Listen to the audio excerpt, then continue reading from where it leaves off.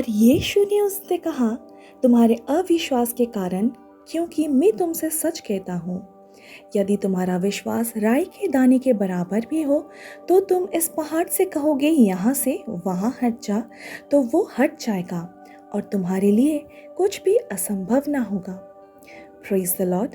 आप सभी को प्रभु यीशु मसीह के पवित्र और महान नाम से स्वागत करती हूँ, एक नए दिन में एक नए विश्वासपूर्ण वचन के साथ। मेरे प्रिय भाइयों और बहनों, हम सब के जीवन में कभी ना कभी तो ऐसे पल ज़रूर आए होंगे या आते होंगे जब हम ये सोचते हैं कि क्या मेरा विश्वास पर्याप्त है?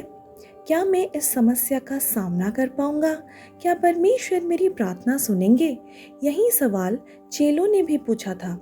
वे चमत्कार करना चाहते थे पर असफल रहे। तब यीशु ने उन्हें समझाया, समस्या ये नहीं कि तुम्हारा विश्वास छोटा है, बल्कि ये है कि तुमने उसे सक्रिय नहीं किया। यीशु ने एक अद्भुत उदाहरण दिया, राई के दाने का।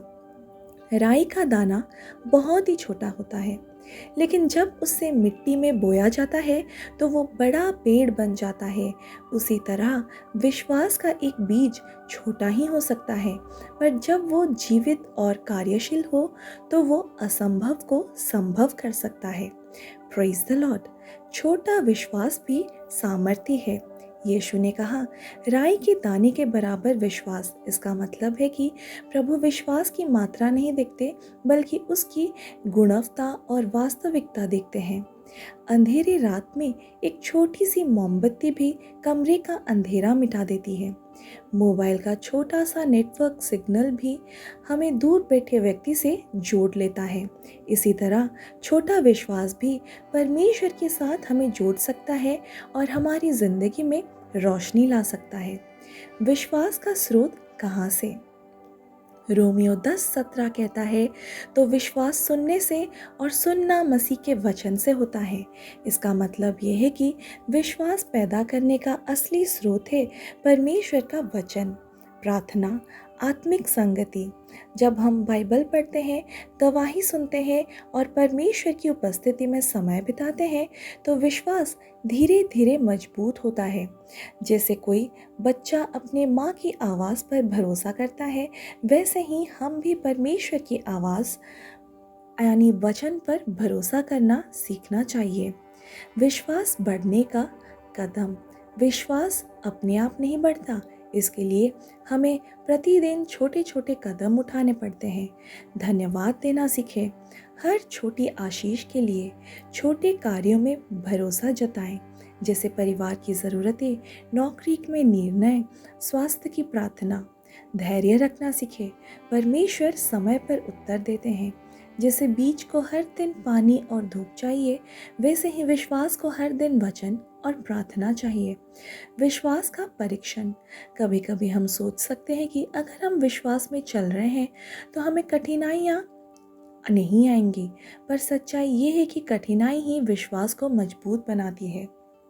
पहला पत्रस 1:7 में वचन कहता है कि तुम्हारा विश्वास, जो आँख में परखा हुआ नाशमान सोने से भी अधिक बहुमूल्य है, यीशु मसीह के प्रकट होने पर स्तुति और महिमा और आदर का कारण ठहरे।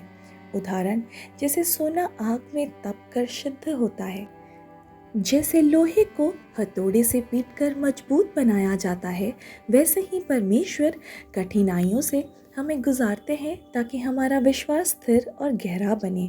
विश्वास के फल। जब विश्वास बढ़ता है तो जीवन बदलता है। हम डर और चिंता से मुक्त हो जाते हैं। हम असंभव परिस्थितियों में भी आशा देख पाते हैं।